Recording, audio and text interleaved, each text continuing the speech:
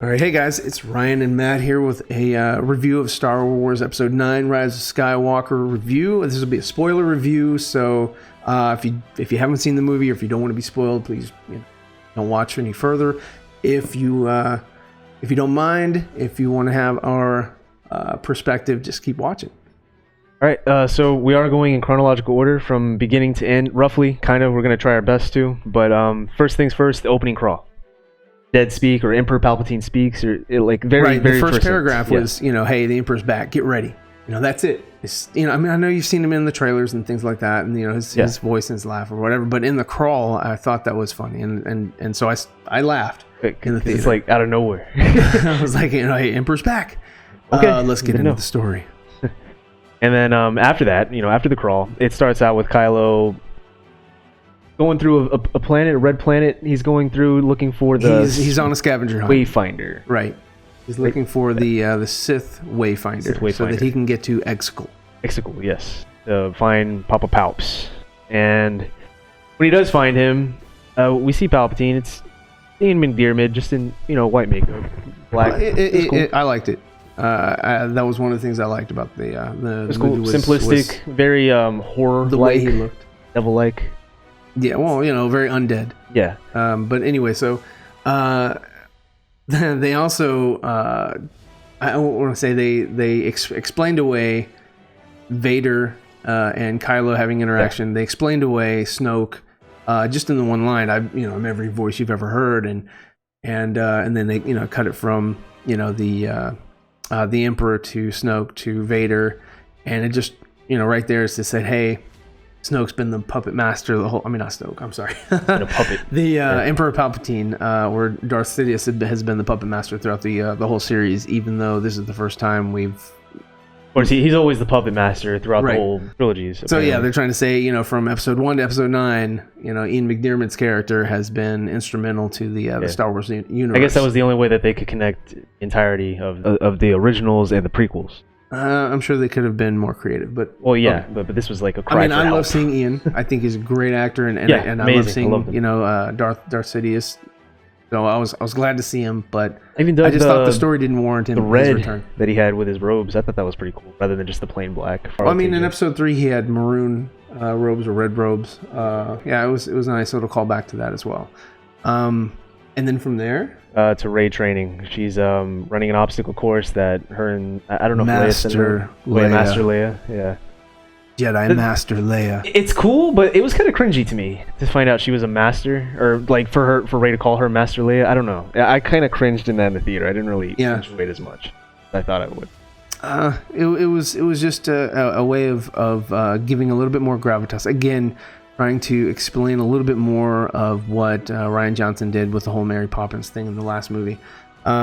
It's showing that, hey, she is the real deal. She's a master herself, and she's a force to be reckoned with. Yeah.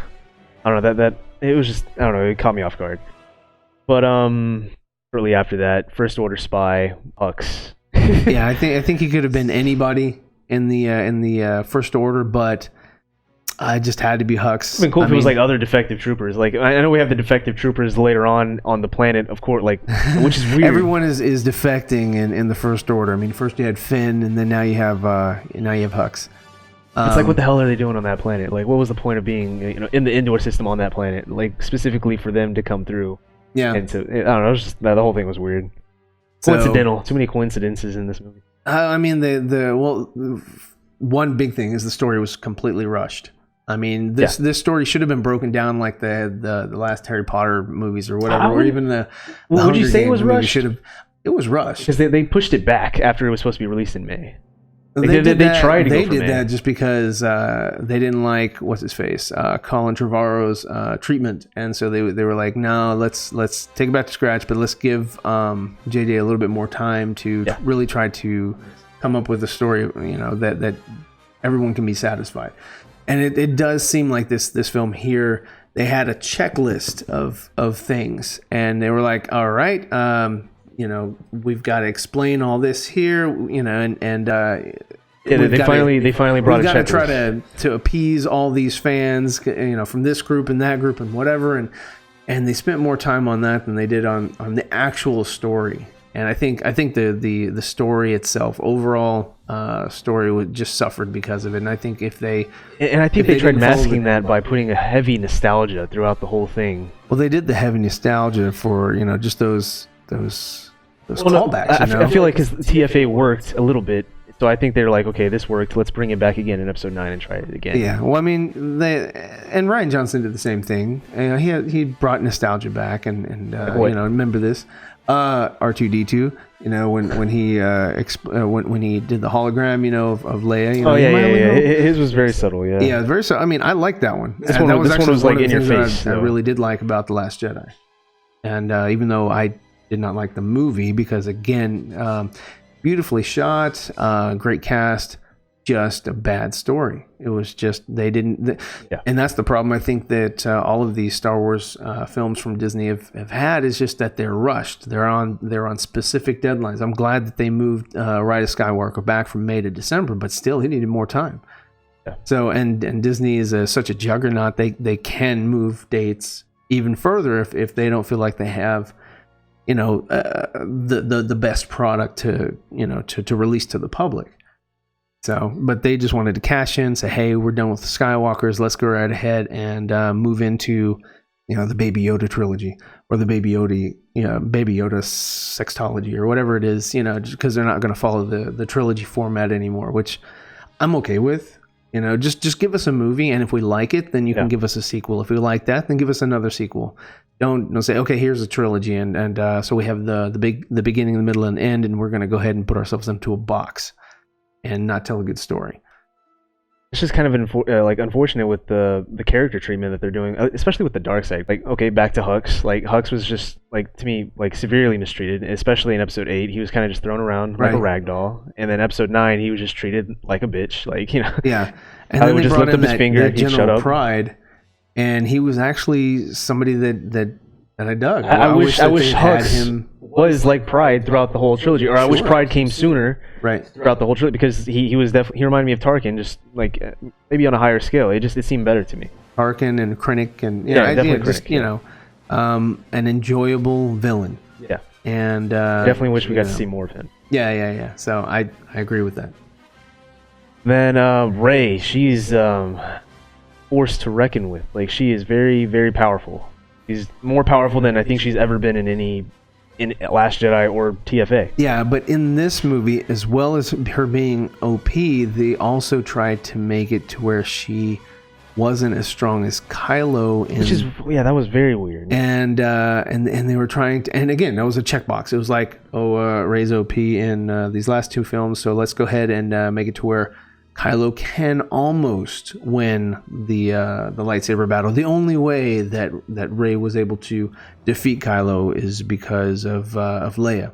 And Leia, reached out to Ben and gave Rey enough pause in the duel so that she could deliver a killing blow. And then immediately after she killed him, she healed him. Yeah. Well, she jabbed him and then she. It wasn't really like a death stroke. It was kind of like a jab. That's how I kind of. Yeah, the Force tickle. But it's like, okay, well, watching the movie individually, okay, cool, but seeing it from a whole, it just doesn't quite make sense to me. Well, the whole trilogy doesn't make sense. It's like, what was the point of this trilogy? We've already seen the Emperor die. Yeah. So now we have to see him die again, and we're not there yet in the review, but. Hold that ammo. Yeah. So, and what was your opinion on the dagger revealing the location, like a 40-year-old Death Star that was already crashed down? and it was just a bad prop. It was like it's like wait a minute. How could Rey stand in the correct position? There was no correct position, but also how is there no how is marker that said hold the blade at this level. Yeah. And I don't know, it was like, it was very weird. It was retarded. It was like, wait a minute. Okay. Yes, these films are geared for children, but as the children get older, they're going to watch these things and realize, hey, Indiana Jones had more, explanation. Yeah, or further, they had like markings had on there. Markings, they gave, and they had a staff that was, I don't know. It was much more precise and believable. Those films were just a little bit more. They were treated better. They just had a better story group on that, and on this trilogy, the story group has phoned it in. And Rey force healing. Force healing. Is okay. It's okay because it's existed in the lore before. Yeah. It's her knowing it. It doesn't make sense to me on how she knows. But it's like, books. Doesn't matter if she has the books. Here's the books. The books don't do justification for it. Here's the books. It's like, how are the books just now discovering this power? Baby Yoda doesn't have the books. I know for a fact he doesn't have the books. He's 50 years old. 50 years old, and he has no idea what the Book of Wills are. Well, he's unless that's the prequel for the Book of Wills. This little baby Yoda has he found them. Yeah, and gave them to Luke. He wrote them. That's I don't know. It's very weird. Yeah, it's just I don't know because it makes me look back at the prequels and the originals. It's like, why couldn't this have been done before? Why hasn't this been known before? Why isn't this in the knowledge of especially Jedi in their prime when they're huge? How do we not know about this? I feel like Obi-Wan could have saved Qui-Gon. He definitely could have saved Qui-Gon. Yeah, or I mean, you could justify it by saying he's a Padawan, but I feel like somehow he could have saved him either way because Rey wasn't a master. Yeah. Kylo's not a master. Right. Kylo picked it up after Rey just did it to him. Well, yeah, he didn't read the Book of Wills, so what's your justification on that? Kylo? Ben, he didn't read the Book of Wills. Ben, you never know. I mean, you never know. You never know. Yeah. It'll be explained later on in a comic book. I'm sure it will. Or book. We'll have to do some more patchwork. Can't believe we almost forgot about it. The Knights of Ren, completely useless. I was so excited to see them in film, in the trailers. I was all right, this is going to be amazing. Very cool black stormtroopers. Yeah. And that's it. Useless, couldn't do anything, and the Master of Knights of Ren they were trackers. They tracked them. And, they panned into camera, and that was it. They panned out. No. They were able to get a hold of Chewie. And we didn't see him do it. We just saw Chewie with them, with the stormtroopers collared up. We don't know how the hell they took him down. Oh, I feel like Chewie. They were like, over here, Wookiee. We got him. Yeah. So it's they weren't even as cool as the Death Troopers. From Rogue One, definitely not. Mandalorian, which. And then I guess Kylo was the Master of Knights of Ren because he had to use a lightsaber. He wasn't able to defeat them in hand-to-hand combat or do anything. But he could only hang out with those guys if he wore his mask. Yeah. It's I remember that. The mask repair. The monkey with the big ears. He wanted to be a part of the biker gang. He needed his helmet back. Well, the only thing that was cool about the mask was it glowed. Yeah, I like that. That was cool. But other than that, it was ridiculous. I think and he didn't even wear it that long in the movie. Like you were saying, it should have been a different mask. It should have been an evolution. Yeah. It should have been altered into something that else. Was then Transformed. Under Snoke. Let the past die. You've been preaching about it. Let's let the past die. Let's move on. Listen up, JJ. So no, it should have been. Hey, that was the mask when I was under Snoke. Now that I'm the supreme leader, this is my mask. Yeah, it should be totally brand new. Yeah, and since he was his grandfather, fanboy, it should have looked a little bit more like Vader's. Maybe like the Jedi killer mask that they had concept art for. Then Han and Ben. Yeah. Confrontation where he's a memory. He haunted by the memory. He comes back. I didn't mind seeing Han. I didn't mind it either. I thought it was cool. It caught me off guard. I was confused on whether, since they were using footage from Episode 7 from Leia, I was like, is this just an outtake or a different take? He looked different though. He looked like he had from longer. Episode 7, I don't know. He looked way different. He used a lot of the same dialogue. So I was like, maybe that was just a different. Maybe they did the same thing. Maybe they didn't have Harrison back on set. Maybe they just used old footage. You got a paycheck either way. Whatever. I think like what you were saying before off camera was saying he should have ignited the lightsaber on Kylo Ren, and Kylo Ren dies. Originally in Episode 7, I thought that Han ignited the saber himself because his son wasn't strong enough to go through with it. So he was like, I'm going to help my son out. I'll do anything for my children. I'm going to go ahead and sacrifice myself for my son, because maybe that'll help him out, or maybe that'll be what he needs to push him over the edge and maybe give up the dark side or whatever it is. And I thought that would have been a cool revelation to say, oh wow, it was Han that actually did it. It wasn't Kylo. Kylo wasn't strong enough, because Kylo also had the crosshairs on Leia's ship, and he knew she was on there, and he was and he didn't pull the trigger. Couldn't do it.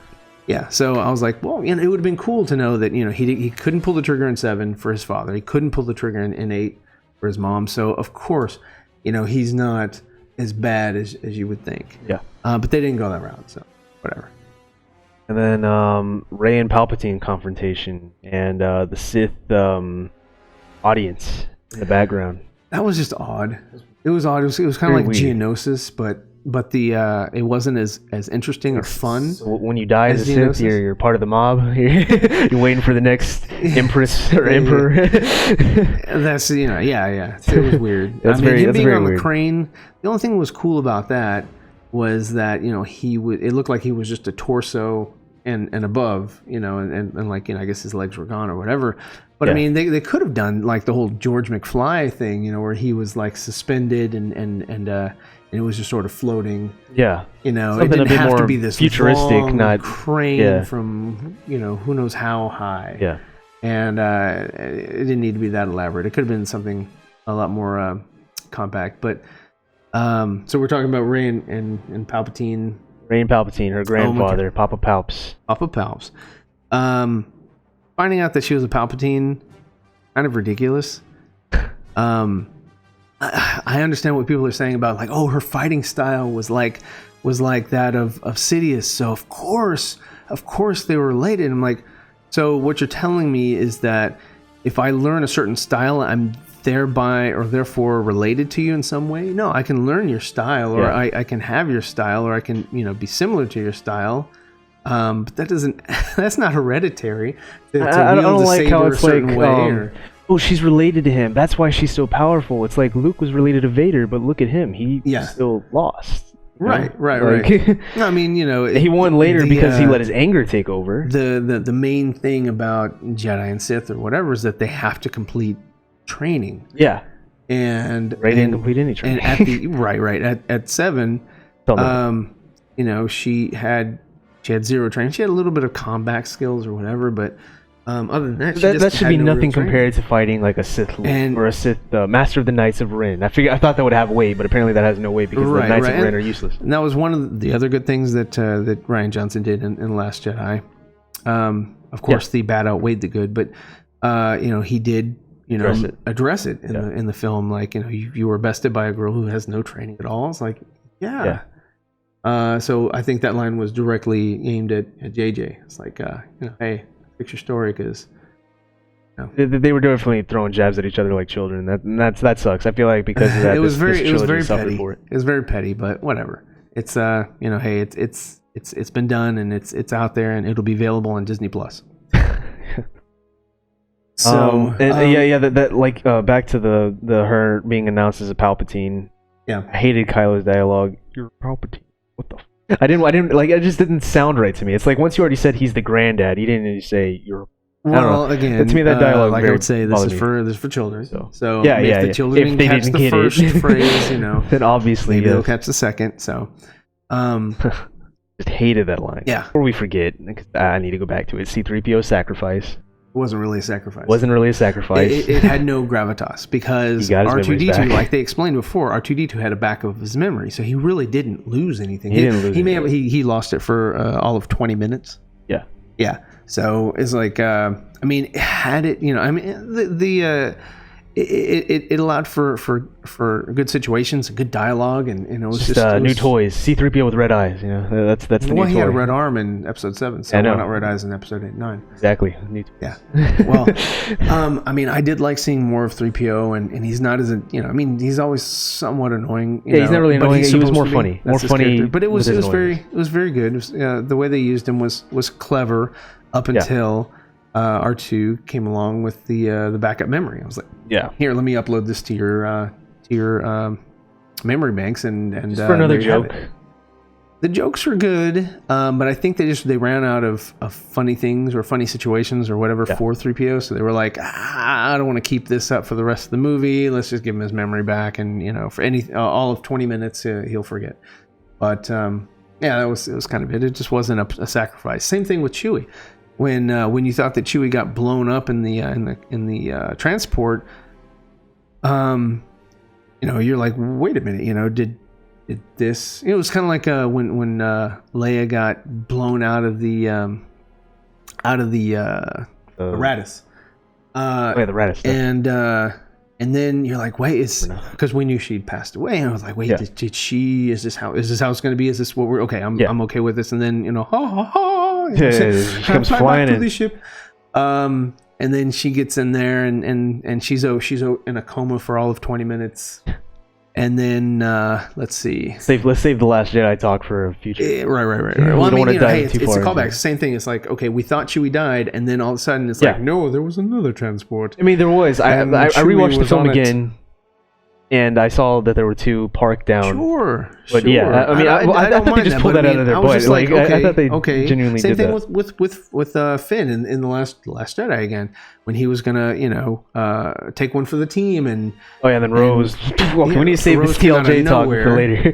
and we need to save that. But anyway, it was the same thing. I was like, okay, this is gonna be okay. I'm preparing myself for hey, he's gonna go, and then all of a sudden it's not the same, and she hit his little skiff, and could have killed him that way, but it could have. Yeah.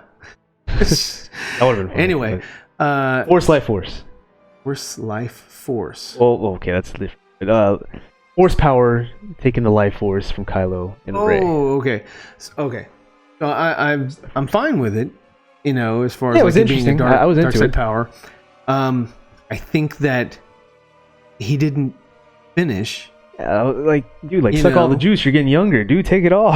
Yes. Come on. And it didn't make sense. It didn't make sense. I mean, the whole having two lightsabers there. Against his lightning. Against his lightning. Well, anyway, okay. So I'm sorry. Number one, he need to start. The only thing that he could do was shoot him with lightning, and it's like, why did he keep going? If wouldn't you remember not just that? But remember from episode 3 with Mace Windu, he should have, where he was getting the lightning back, but he was clearly he kept going because he knew Anakin was gonna come in and save him. He was waiting. So why would he keep going? It's like, wouldn't you learn your lesson? Because the story writers and the director didn't understand Star Wars in that capacity. Fool me once, shame on you. Fool me twice, shame on me. We'll see it in the theater. So, I mean, it was like, okay, number one, yes, he could have stopped the Force lightning, used Force choking or something else. He could have done something different. That it could have been a better standoff. It's then here it is. I have one saber, and then now I have two sabers, and I'm crossing them, and I'm deflecting the lightning now. I mean, it's like you got your life force taking out of you. How are you still going against Dooku at critical health? How are you still as powerful as you were when you were full life force? Like, what the? That doesn't make sense to me. If Palpatine has all this power, there's no way you'd win. Right. There's no possible way you would win. No, I mean, he has a wealth of knowledge and he's been alive for decades. Yeah. And she's only gotten or had her books for a short period of time. Yeah. Even with the training of Leia, that's not enough to take on the Emperor. I'm sorry, they should have done what George originally wanted to do in the end of Return of the Jedi, when he wanted Yoda, Obi-Wan, and Luke, possibly Vader. It would have made more sense for them all to be there rather than all the Jedi are with you. No. It was cheaper for them to get sound bites versus invite them onto the set. Yeah, that's sorry. I'm that's horrible. Yes. Even though Disney has, I hated that line too, where she's like, "I'm all the Jedi." I'm all the Jedi. Yes, well, I'm all the Sith. I'm all the Sith, and then I'm all the Jedi. What the fuck? That doesn't help you win. Yes. If anything, that'll be balanced. That'll counteract what you're trying to do. But I guess two lightsabers can withstand. Even though he was shooting up lightning, taking down tons of ships, 2 lightsabers are just as strong. Yeah. Which is crazy to me. And then Kylo's sacrifice. I guess I don't know why he sacrificed himself. That was such an awkward relationship that they had. Yeah, it was. But I guess he at that point in time felt selfless and felt like, okay, you know, she also helped me come out of the darkness, and we have some sort of connection. Wound. I guess I'll save her from death. Right. And she's seen me without a shirt on, so why not? Yeah. We touched fingertips. So we are closer together now. Yes. So, but yeah, it was just kind of ridiculous, and then for her to take his life force or whatever, and she just didn't, you know, give it back, you know, or sort of. I figured there could have been like a middle ground or something before he disappeared, or what? I don't know. But I mean, I'm upset with Palpatine because he didn't drain them completely. I mean, when why did you stop? Make any sense? When Ben got up, he should have said, "Oh, well, you're up again." You know, give me some more. I'm hungry. Now the Force is strong with you. And then taking him out, and then when Rey gets back up, he's like, you know, are you sure you don't want to be the Empress? Absolute power. Stupid. That's so dumb. Yeah. I wish they would have lost. I honestly feel like that it would have been so much better had this one ended on a negative cliffhanger. I would have been like, shit, and you're like, I don't know what we're gonna do now. Well, you've got to do episode 10. Yeah, I definitely want more if that's the case. Because it would have been so much better. And then the broom boy could have come in and be like, I'm going to kill all of you. All right, no, I'm going to sweep you off your feet. And Rey Skywalker. Oh. Okay, if anything, it should have been Rey Solo, because she was in love with Ben. She had a relationship Solo, with Ben, then even though she saw, you know, Luke and Leia as parents she never had, because the Palpatines like gave her up, or like Luke wasn't even a father figure. Han was more of a father figure. Han was more of a father figure than that's Luke. what we've seen. Luke was a grumpy old man in episode 8. So I mean, you know, it should have been, you know, Han and Leia were the adopted parent or adoptive parents, and then she would have taken the Solo name to carry on Ben, because Ben somehow would have been more satisfied with that, her. or if she actually claimed her Palpatine name and it was going to make it. It was also kind of ridiculous. It's like, okay, I'm on the Lars homestead, and I'm going to turn around and there's some random lady on this weird animal that we've never seen on this planet. Would have rather had the Tuskens and then sign language. They're like, you know, what's your family name? I'm like, wait a minute, we've heard that. This is the second time I've heard it in the movie. The little girl, that was cute. This old lady, that's creepy.